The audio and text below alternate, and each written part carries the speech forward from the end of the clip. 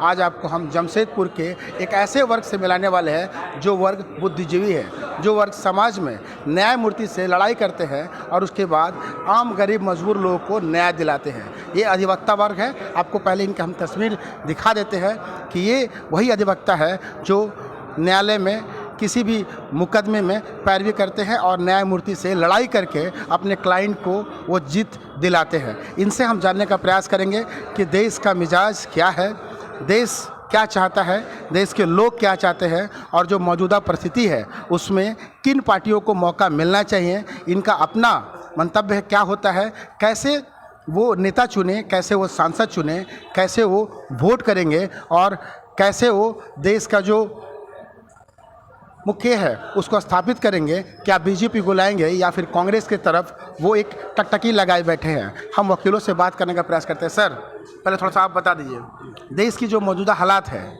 उसको कैसे देखते हैं, देश का वर्तमान मिजाज को कैसे देखते हैं, आप क्या सोचते हैं कि बीजेपी जो कार्यशैली से चल रही है वो चलनी चाहिए या फिर कांग्रेस ठीक थी?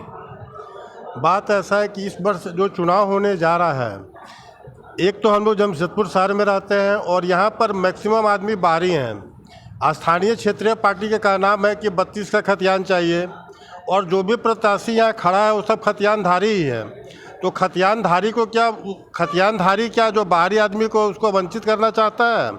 इसके लिए ना भारतीय जनता पार्टी की कोई नीति है, न कांग्रेस की है और न क्षेत्रीय दलों की है। अगर उसकी नीति रहती तो झारखंड में स्थानीय नीति लागू होता। कभी बीजेपी लागू करता है तो कभी जेएमएम विरोध करता है, जेएमएम करता है तो बीजेपी विरोध करता है। मैंने कहने का मतलब है कि जमशेदपुर का जनता को लोग बढ़िया से मूर्ख बना रहा है और वर्तमान परिस्थिति में सरकार जिसका भी बने लेकिन कम से कम मध्यम वर्गीय आए और जो साधारण वर्ग है खास करके जिसका यहाँ पे खतियान नहीं है उसको ध्यान में रखे। और नहीं तो क्षेत्रीय दल बोल दे मंच पे खड़ा होकर कि जिसका खतियान नहीं है उसको हमको वोट नहीं चाहिए, तो अपना बात क्लियर हो जाएगा। लेकिन सर वोट तो देना है, लोकसभा का चुनाव है, सांसद तो चुने जाएंगे।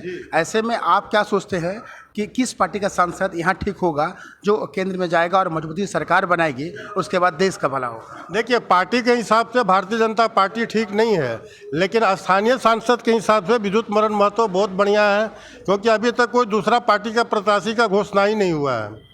धन्यवाद। तो ये वकील लोग हैं जो साफ तौर पर बताते हैं कि बीजेपी केंद्र में अच्छा काम कर रही है, लेकिन जो जमशेदपुर लोकसभा सीट के सांसद हैं और उनकी कार्यशैली ठीक नहीं है, वो सांसद बदल देना चाहते हैं। सर, थोड़ा आप भी बताइए, क्या सोचते हैं आप इस लोकसभा चुनाव को देखते हुए?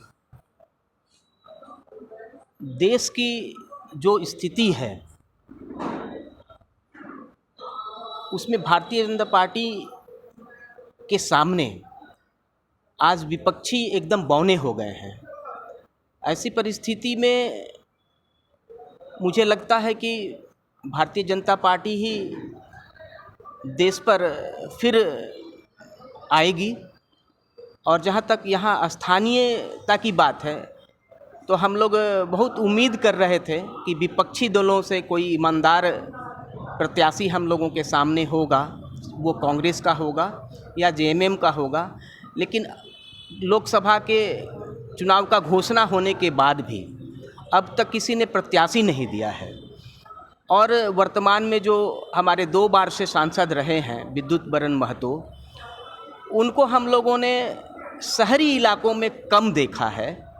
ऐसी परिस्थिति में मजबूर हो जा रही है जनता कि उनको मजबूरन में जो शहरी इलाकों के मतदाता हैं वो बेसिकली कुछ स्थानीय मुद्दों को लेकर, जैसे अभी हमारे मित्र ने कहा कि 1932 का खतियान हो या फिर यहाँ पर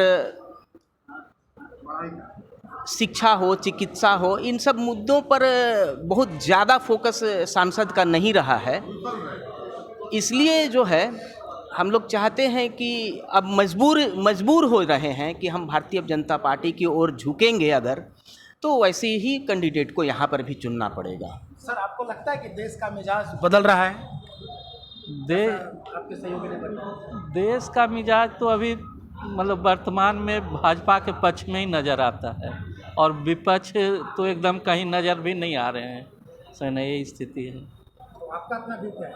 मेरा तो एक स्थिर सरकार के लिए अभी भाजपा ही ठीक है।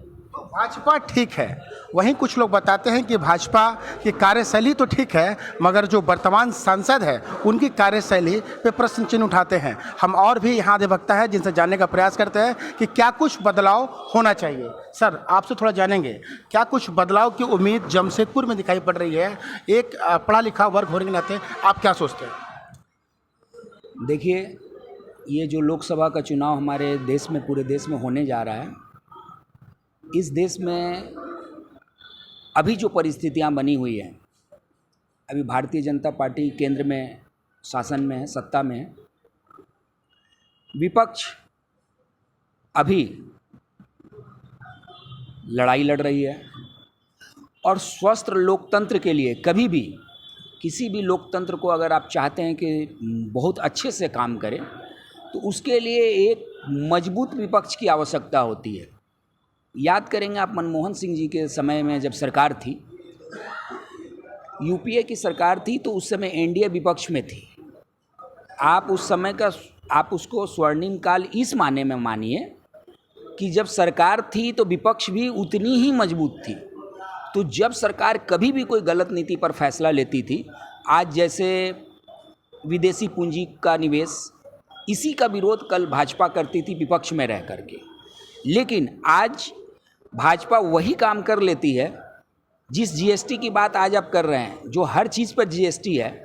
आपको आश्चर्य होगा इस बात को जान करके कि आपकी हीरा जो डायमंड होता है उस पर 3% 4% की जीएसटी है। लेकिन जो आज हम बुद्धिजीवी वर्ग से हैं, हम इस कलम की कमाई खाते हैं और इस कलम से लिखते हैं और न्याय की लड़ाई लड़ते हैं।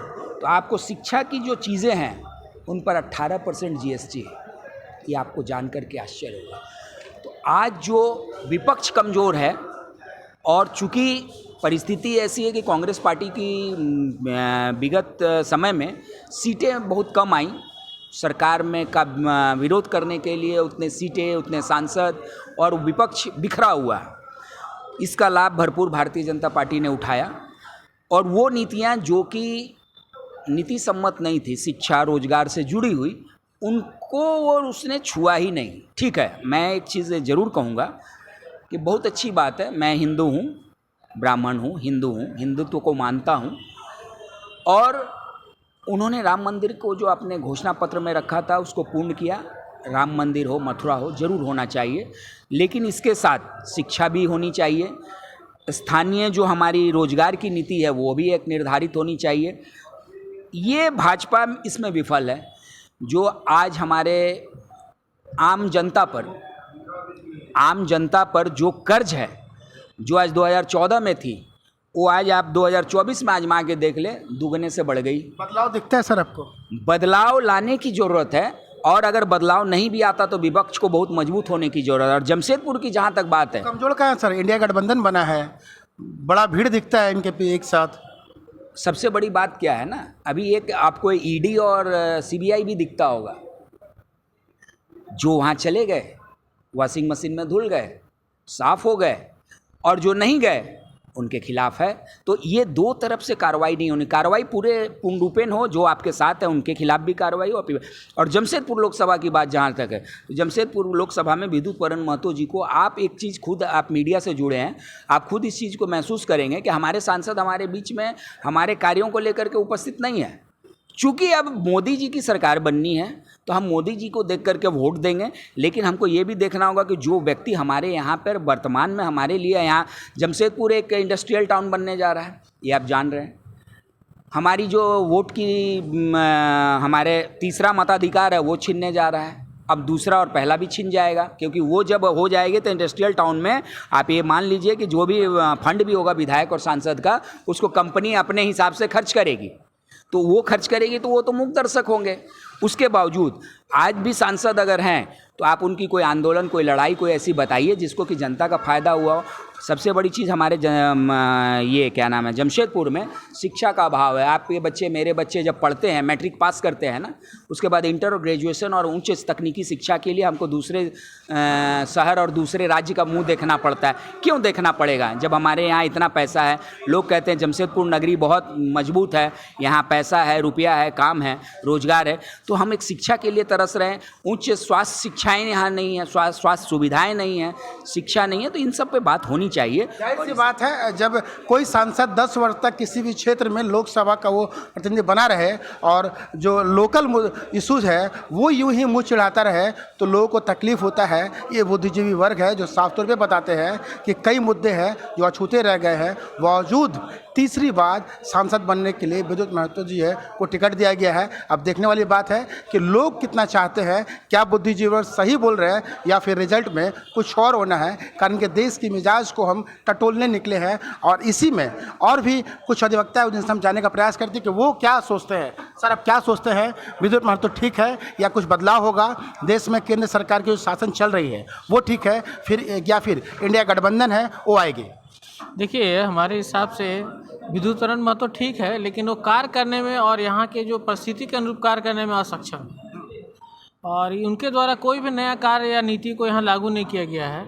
और यहाँ पे शिक्षा का हुआ या प्रशासन का हुआ, प्रशासन पे भी इनका अपना दबाव नहीं रहता है, कंट्रोल नहीं रहता है। कोई भी शिकायत इनके पास ले जाता है तो उनके सुनवाई नहीं होती है, या प्रशासन के पास उनके द्वारा चिट्ठी भेज भी जाती है तो उस पर वो प्रशासन उसको दबाव देता है, नज़रअंदाज कर दिया जाता है।